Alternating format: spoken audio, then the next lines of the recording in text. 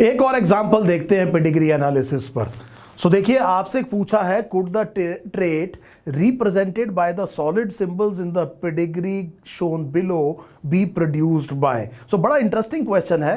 ये जो सॉलिड जो आपको सिंबल्स दिखाई दे रहे हैं ये इंडिविजुअल अफेक्टेड है।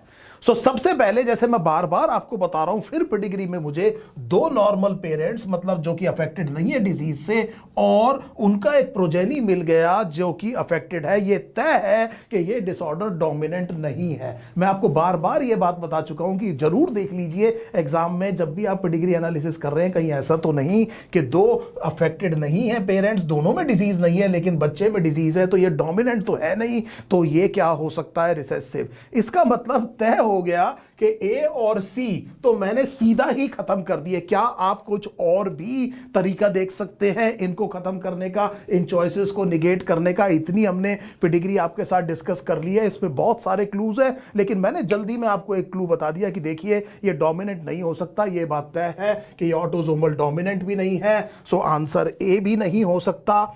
मैंने ये कहा कि ए तो है नहीं, और ये जो है सी भी नहीं है, ये सी भी नहीं है। होलैंड्रिक के बारे में हमने ये कहा था कि अगर किसी मेल में डिजीज है तो उसके सारे जो मेल प्रोजेनीज हैं उनमें डिजीज होनी चाहिए।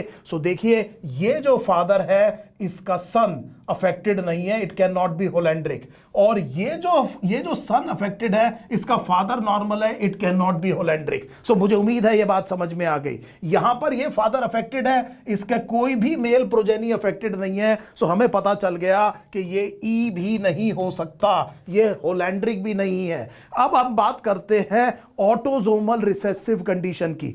अगर ये ऑटोसोमल रिसेसिव कंडीशन है तो ये बताइए कि 1-3 इस इंडिविजुअल का जीनोटाइप क्या होगा? This has to be small A. और अगर ये ऑटोसोमल रिसेसिव है तो 1-4 का क्या होगा? He also should be small A. तो ये फीमेल 1-3 और ये मेल 1-4, मैं इन दोनों इंडिविजुअल की बात कर रहा हूं। ऑटोसोमल रिसेसिव कंडीशन अगर है तो ये क्रॉस होनी चाहिए। अगर ये क्रॉस हो रही है तो ये प्रोजेनी नॉर्मल नहीं हो सकता।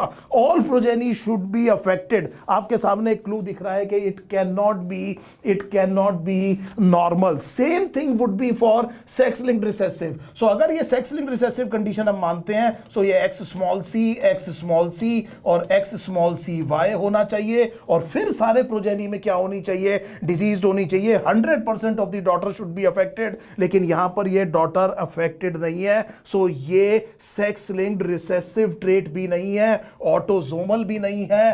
दैट मींस कि ये बेसिकली बी भी नहीं है और डी भी नहीं है। Very interesting example. पांचों नहीं हो सकते, इस तरह का क्वेश्चन करना थोड़ा मुश्किल हो जाता है जिसमें पांचों पॉसिबिलिटीज नहीं है, लेकिन हमने किस तरह से अप्रोच किया। क्या आप इनमें और भी क्लूज ढूंढ के निकाल सकते हैं हर एक चॉइस के लिए? मुझे उम्मीद है अब काफी एग्जांपल्स मैंने आपके साथ कर लिए हैं, आप पेडिग्री एनालिसिस में काफी कंफर्टेबल होंगे अपने नीट एंट्रेंस एग्जामिनेशन में। Thank you so much.